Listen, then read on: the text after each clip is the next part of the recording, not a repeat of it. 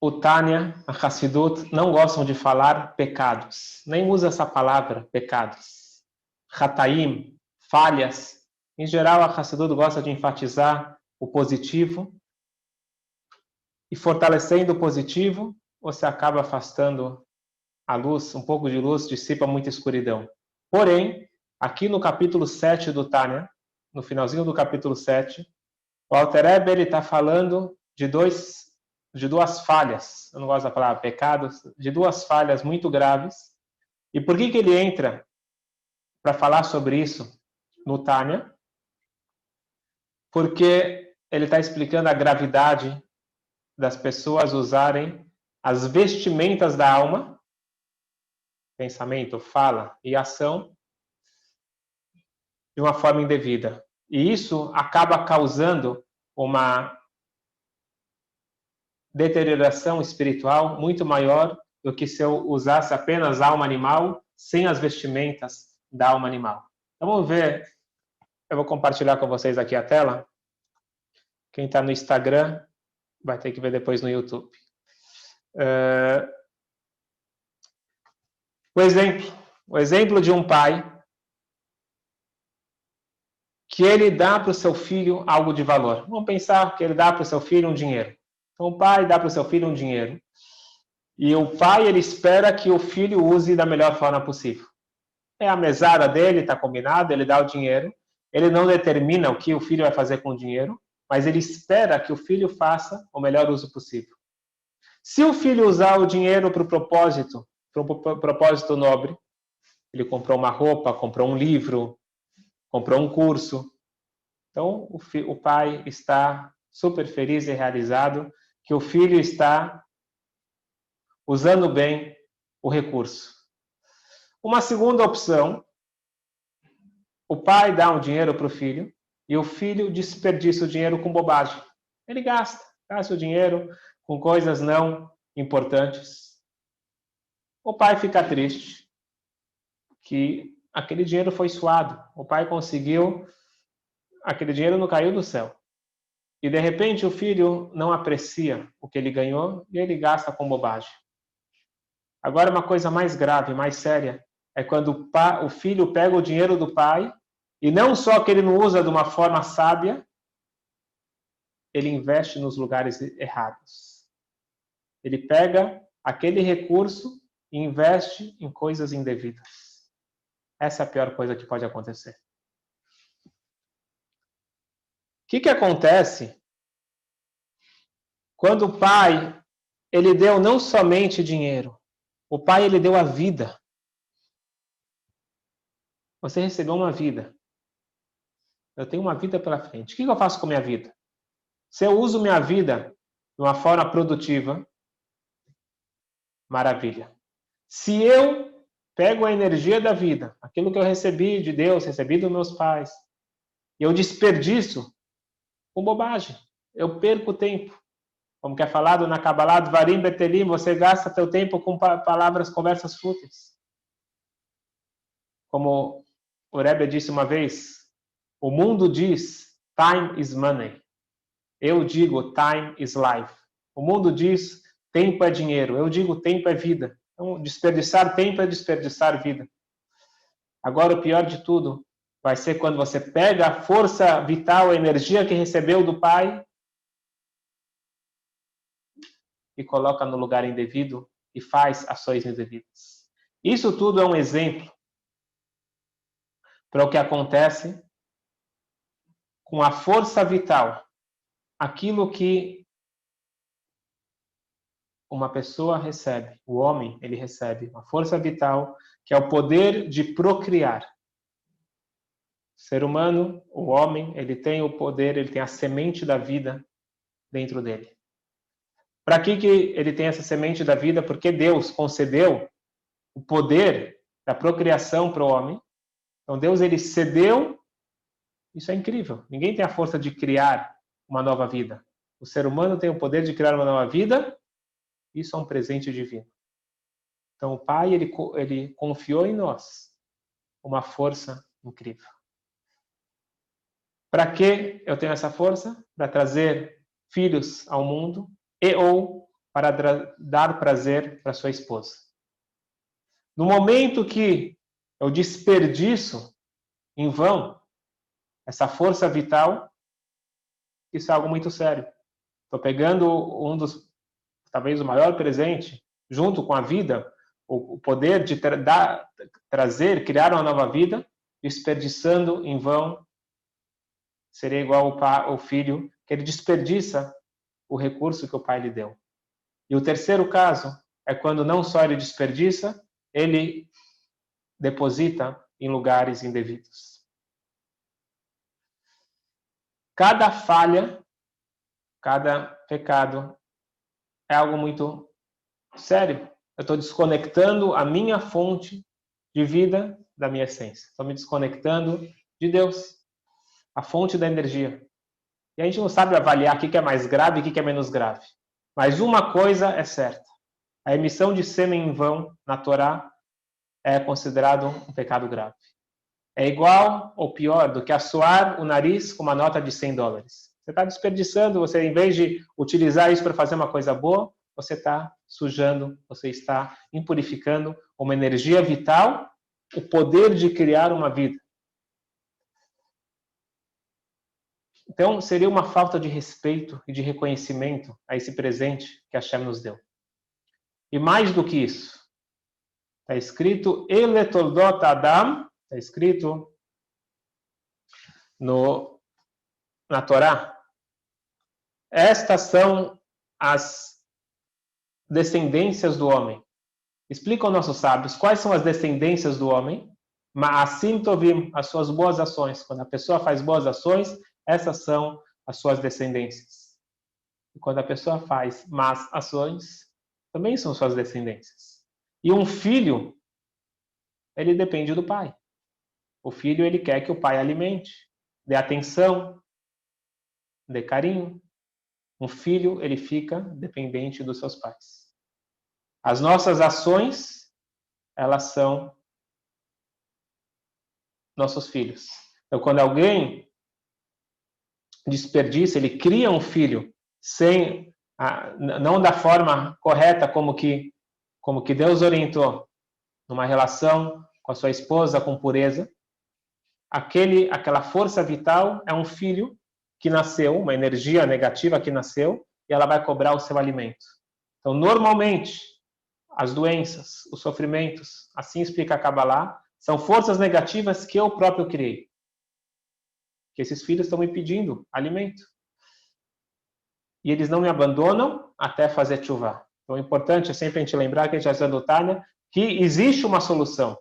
Não é para a gente entrar em depressão, para entrar em desespero. É sim para saber a gravidade, é sim para saber a importância das nossas ações e entrar novamente no eixo. Na verdade, como nós vimos na semana passada, que quando a pessoa faz tshuva, por amor, todas as suas falhas viram mitzvot. Normalmente você não vai para um lugar escuro, você não se conecta com uma energia negativa, mas no momento que a pessoa já caiu nesse lugar, na hora que a pessoa retorna, ela volta com muito mais força e ela traz junto aquela energia negativa, transformando para positiva a luz, a luz que vem da escuridão, da transformação da escuridão. E por que nós temos essa força? Porque por mais que quando nós estamos envolvidos com algo impuro, a nossa alma, ela sempre permanece pura. Porque a nossa alma é intacta, como nós explicamos ontem à noite, a nossa alma é uma parte do divino, e essa alma, ela está preservada. Ela está sofrendo. No momento que ela está sendo purificada, ela está sofrendo. Mas no momento que a pessoa volta para o trilho, ela traz de volta essa energia que foi perdida. Vamos ler isso dentro das palavras do Tânia.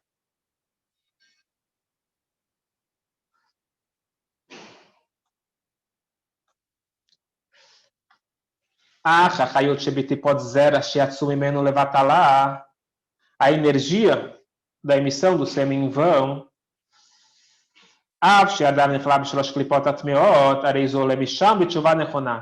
Mesmo que na hora que a pessoa fez essa averá, fez essa falha, ele se envolveu com as 3 clipot impuras, como nós falamos, que é o grau máximo de impureza.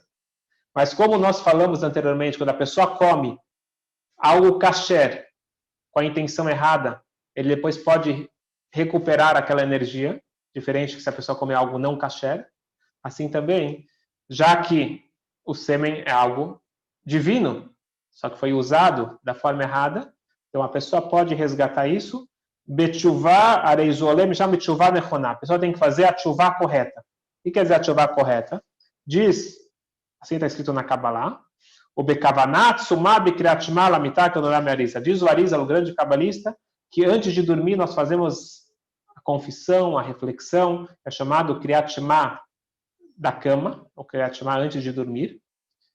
E a gente faz com kavaná. Essa kavaná, não estamos falando kavaná, intenções cabalísticas. Entender as palavras que estão sendo recitadas e ter a intenção correta. Isso se encontra no Sidur, depois de Arvit, o Kriyat Shema antes de dormir. Como nós já explicamos no curso Kabbalah do Sono, como isso ajuda para dormir, para purificar, né, chamar a alma para poder se conectar espiritualmente durante o sono de uma forma pura. Isso também ajuda para retificar essa falha. O Meromaz Bagmará, Kola Korei Kriyat Shema al-Mitato, que iloches cherev shel shtei piyot cholo. É dito que toda pessoa que faz o Shema Israel antes de dormir, ele recita todos aqueles trechos, é como se fosse que ele estivesse segurando uma espada de fio duplo na sua mão. O que quer dizer? Que ela está afiada dos 2 lados. Quer dizer que não tem de onde escapar. É uma arma poderosa, esse Kriyat Shema antes de dormir.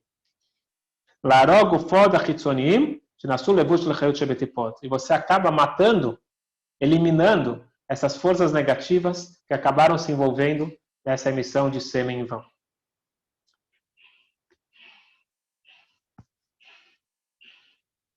Então está perguntando se é permitido, aqui no Instagram, se é contraceptivo, se é permitido algum método contraceptivo. Então, é permitido, mas não todos os métodos. Então, é por isso que é importante estudar, perguntar para um rabino, saber exatamente o que pode e o que não pode, porque os métodos comuns vai ser um caso de emissão de sêmen em vão, já que acaba não penetrando no corpo da mulher.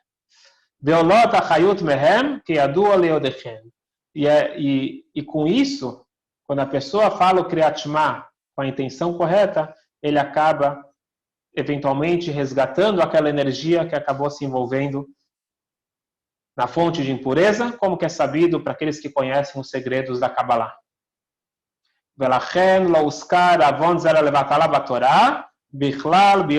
E por esse motivo, que motivo? Por um motivo que ele não é uma energia positiva, que foi usada da forma indevida, mas ele não foi captado por algum local indevido, quer dizer que não foi por uma relação proibida. Então, nesse caso, você pode resgatar a energia e por isso na Torá não é mencionado essa falha. Na Torá não está escrito claramente, é proibido emitir sêmen em vão. Está escrito como parte da história dos filhos de Yehudá, que eles morreram devido a esse pecado. Mas não está escrito claramente que é proibido. Por quê? Não, desculpa.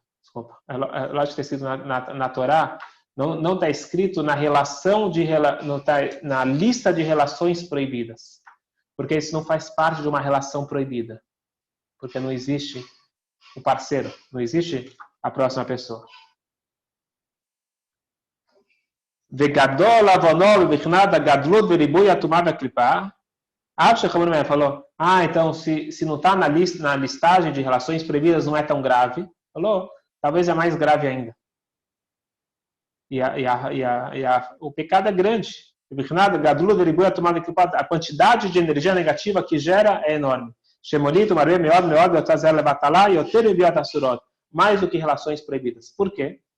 Então, na Kabbalah nós aprendemos sobre Or e Kli, luz e receptáculo. Quando existe um receptáculo, estamos falando do lado positivo. O receptáculo ele é um filtro, ele limita aquela luz e ele possibilita a emissão daquela luz para o próximo nível. No caso de uma relação proibida, existe um receptáculo. No caso de quando não tem uma próxima pessoa, então nesse caso, a luz ela não tem limites. Então no caso negativo também, é uma emissão que não tem limites e acaba sendo muita tumá, muita impureza. Por que em geral no Tânia a gente não fala sobre isso? Em geral não é um assunto recorrente. A gente evita falar sobre isso. Em outras linhas talvez se fala mais. A gente evita falar sobre isso porque a Hassidut acredita que nosso, como nós vimos ontem na aula, que nosso sentimento ele é um reflexo imediato do nosso pensamento. Então, se a gente ficar pensando, mesmo que a gente está pensando que é proibido, na prática a gente está pensando. E o nosso pensamento acaba tendo efeitos negativos. Então, a melhor coisa é essa Hadat, tirar a cabeça disso. Então, principalmente os jovens, o que nós temos que fazer? Parar e pensar em coisas boas. Então, está com dúvida o que pensar de bom?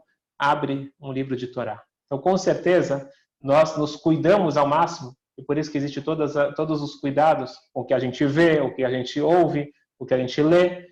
Tudo isso é muito importante para manter a pureza do pensamento e automaticamente preservar o nosso corpo.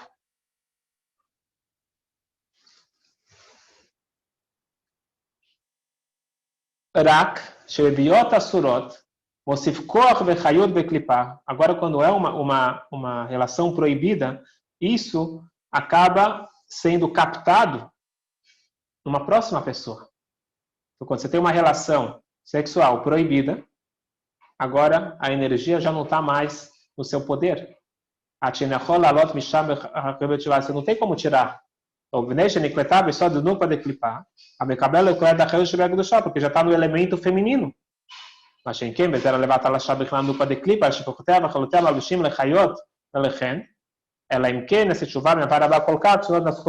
Agora, num caso que tem uma relação proibida, você não tem como resgatar aquela energia, a não ser que você faça uma chuvá caprichada, como nós vimos semana passada, aquela chuvá com amor, que aí você consegue resgatar. Então, no final das contas, é possível resgatar, é importante saber a gravidade, mas, ao mesmo tempo, também tem que ter calma e saber que é possível, se a pessoa realmente quiser, resgatar, e aí vai depender de qual falha foi para saber quanta chuva é necessária. O baseio van, mamar as alas, uma vez então um caso que, como dizem nossos sábios, que é praticamente impossível consertar, é quando tem uma relação proibida e nasce um fruto de uma relação proibida, como por exemplo, um mamzer, um bastardo. Nesse caso, já está lá o fruto, como que você vai recuperar isso? Você precisa de muita chuva para conseguir recuperar isso. Na realidade, a gente tem que alertar, eu já falei isso no passado, isso é importante alertar, quando alguém se separa, um casal se separa no civil e não faz o get, não faz o divórcio da Torá, a mulher continua casada. No momento que ela casar com outro homem, mesmo que na cabeça dela ela está divorciada, o filho vai ser um mamzer, um bastardo, uma relação totalmente proibida. Então é importante saber da gravidade e da importância de fazer um divórcio como se deve, um gueto.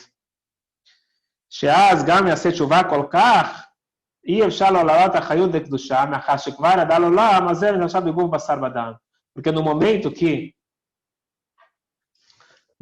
que nasceu a criança, já é uma pessoa de carne e osso, e você não tem como facilmente você tirar a energia lá de dentro. Qual que é o treino para a nossa vida? O treino para a nossa vida é que não há situação perdida. No final das contas, a mensagem do Tânia aqui não é para nos assustar, não é para nos trazer para tristeza e depressão, muito pelo contrário. É para saber que nós podemos e devemos procurar o caminho de volta. É dito que o Alter Rebbe, o autor do Tânia, ele tinha um aluno, um discípulo, que o filho dele acabou se desviando do caminho.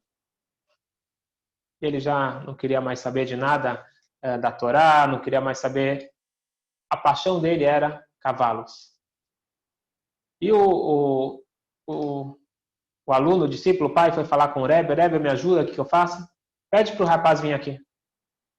O rapaz tinha respeito pelo Rebbe, ele veio com aquele cavalo dele, ele tinha um cavalo de marca, de raça, e ele chega lá montado no cavalo, todo orgulhoso, que agora ele não é mais um fanático, ele é um jovem do mundo, e ele entra com esse ar de orgulho, e o Rebbe percebeu que precisava se aproximar do garoto, ele falou, eu vi teu cavalo bem bonito, qual que é a marca dele? E ele começa a explicar para o Rebbe a marca do cavalo e a raça, e o Rebbe fala, e quanto você pagou para ele? E ele falou lá uma quantia exorbitante. O Rebbe falou, mas eu conheço aqui que as pessoas não compram cavalos, compram cavalos por 10% do valor que você pagou. Lá, Rebbe, não vai comparar aquele cavalinho velho com um cavalo jovem, forte. Esse daqui, ele corre não sei quantos quilômetros por hora. O Rebbe falou para ele, mas eu tenho uma pergunta para você. Você acha bom ter um cavalo jovem, rápido? Ele falou, lógico. Mas se você... E o Rebbe usando o cavalo como um exemplo para a vida desse jovem, só que ele ainda não tinha percebido. E o Rebbe fala para ele, mas se esse cavalo jovem, forte, ele errar o caminho, de repente ele vai ver que ele já está no meio da floresta. Não é melhor talvez ter um cavalo mais devagar? Porque se ele errar, ele não vai estar tão longe. Ele falou, Rebbe, de jeito nenhum. Pode ser que quando ele errar, ele logo vai estar lá no meio da floresta perdido. Mas na hora que ele percebeu o erro, em um instante, ele dá meia volta e ele volta para o lugar certo. Ai, ai, ai, disse o Rebbe. Ah, é? Um cavalo jovem, que ele se desvia do caminho, quando ele percebe o erro, rapidamente ele volta para o caminho. E aquelas palavras penetraram no coração do jovem, e ele, um jovem forte, retornou para o caminho. Às vezes precisa uma palavra, às vezes precisa um chamado, para que a pessoa perceba que ele pode e ele deve entrar no caminho. Vou finalizar com uma história para mostrar que nunca é tarde. Tem um colega em Israel, Rabino Heber,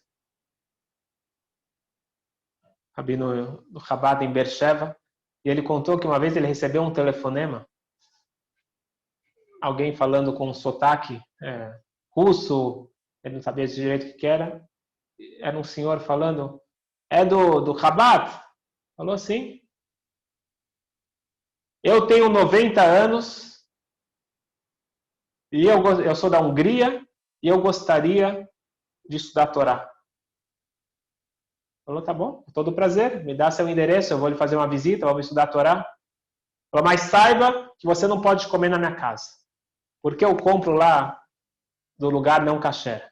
Em Israel, você tem que procurar um lugar não kasher para comprar. Então ele comprava de propósito lá no lugar não kasher, e o rabino foi na casa dele e ele contou que a vida inteira ele foi contra tudo e todos. E de propósito ele comprava não kasher. Não dá para julgar ele, depois de tudo que ele viu que aconteceu durante o Holocausto, ele acabou se afastando por completo. Mas aos 90 anos, ele decidiu que ele queria estudar a Torá. E aos poucos ele foi se aproximando, ele começou a colocar tefilim, até ele começou a comprar kasher, e eventualmente ele acabou doando uma Torá para aquela sinagoga. Mas o rabino uma vez perguntou para ele, falou, o que foi que fez essa mudança na sua vida? Com 90 anos você decidiu mudar. Ele falou que ele estava na janela, ele viu a vizinha acendendo as velas de Shabat. E na hora que ele viu aquela vela de Shabat, ele não sabe explicar, algo tocou muito forte dentro dele, ele lembrou da infância, e aí ele pegou o telefone, ele sabia que ele tinha que ligar para o Shabat, ele ligou, e o resto é história. Pode ser um cavalo jovem, pode ser um senhor de 90 anos, nunca é tarde para voltar. E a força da tshuva, quando a pessoa faz uma tshuva sincera, ela não só resgata tudo que ela perdeu, ela traz de volta e ela eleva toda aquela energia negativa para uma energia positiva. Nós vamos abrir para as perguntas. Eu sei que hoje foi uma aula um pouquinho mais pesada.